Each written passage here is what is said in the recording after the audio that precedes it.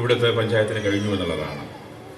അതിന് പഞ്ചായത്ത് ഭരണസമിതി അഭിനന്ദിക്കുന്നു. ഇനിയും നല്ല നിലയിലേക്ക് മുന്നോട്ട് കൊണ്ടുപോകാനാവണം.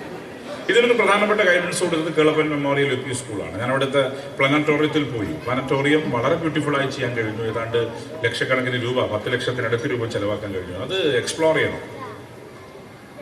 അത് കേവലം ആ സ്കൂളിൽ പഠിക്കുന്ന കുട്ടികൾക്ക് മാത്രമല്ല, ഈ പഞ്ചായത്തിലെ കുട്ടികൾക്കുൾപ്പെടെ ഒരു നിശ്ചിത സമയം വെച്ച് ആ പ്ലാനറ്റോറിയം കാണാൻ സാധിക്കണം. പ്രത്യേകിച്ച് സയൻസിനെ പ്രൊമോട്ട് ചെയ്യണം.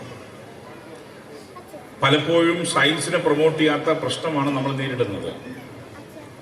സയൻസിനെ പ്രൊമോട്ട് ചെയ്യണമെന്ന് പറഞ്ഞപ്പോൾ ഉണ്ടായ കോലാഹലമൊക്കെ നിങ്ങൾക്കറിയാം. അതുകൊണ്ട് വല്ലാത്ത രീതിയിൽ അതിനെക്കുറിച്ച് ഞാൻ ഊന്നൽ കൊടുക്കാൻ ഉദ്ദേശിച്ചു. സയൻസ് പ്രൊമോട്ട് ചെയ്യണം. സയൻസ്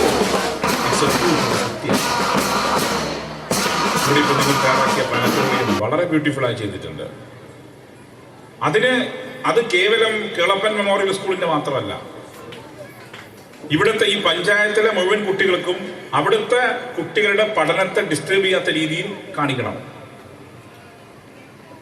എന്താണ് സയൻസ് പറയുന്ന കാര്യങ്ങൾ, സയൻസിന്റെ കണ്ടുപിടുത്തങ്ങൾ, സയൻസ് വിഷയമാണെന്ന് പറയാൻ കാരണം ഓർമ്മയൊക്കെ ഉണ്ട്. പക്ഷെ ഇതിനെ പൊടിച്ചിട്ട് പ്രത്യേകിച്ച് കാര്യം എന്നെ യാഥാർത്ഥ്യം തിരിച്ചു നിങ്ങൾക്കെല്ലാം ഓർമ്മ ഉണ്ടാവും.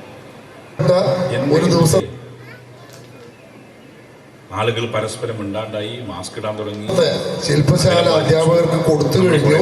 അതോടൊപ്പം തന്നെ ഇംഗ്ലീഷ് പഠിപ്പിക്കുന്നതിനുള്ള പ്രൊജക്റ്റ് എന്താ പലതരത്തിൽ നിശ്ചിത അകലം പാലിക്കുക, ട്രിപ്പിൾ ലോക്ക്ഡൗൺ, ഇങ്ങനെ നമുക്ക് പരിചയമില്ലാത്ത പല വാക്കുകൾ നമ്മൾ കേട്ടു. അപ്പോഴാണ് ചിലർ പറഞ്ഞത് കിണ്ണം മുട്ടിയാൽ കൊറോണ പോകും. ചിലർ പറഞ്ഞു ടോർച്ച് അടിച്ചാൽ നിശ്ചയ സമയം കൊണ്ട് കൊറോണ പോകും. പക്ഷെ പോയില്ല. സയൻസാണ് വിജയിച്ചത്. അവസാനം വാക്സിൻ കണ്ടെത്തി നമ്മളിങ്ങനെ ഇരിക്കാൻ തുടങ്ങിയല്ലേ. ഇപ്പൊ ആരുടെ മുഖത്തും കൊറോണ ഉണ്ട്, പക്ഷെ ഇതിനെ പൊടിച്ചിട്ട് പ്രത്യേകിച്ച് കാര്യമൊന്നുമില്ല എന്ന് യാഥാർത്ഥ്യം തിരിച്ചറിഞ്ഞു.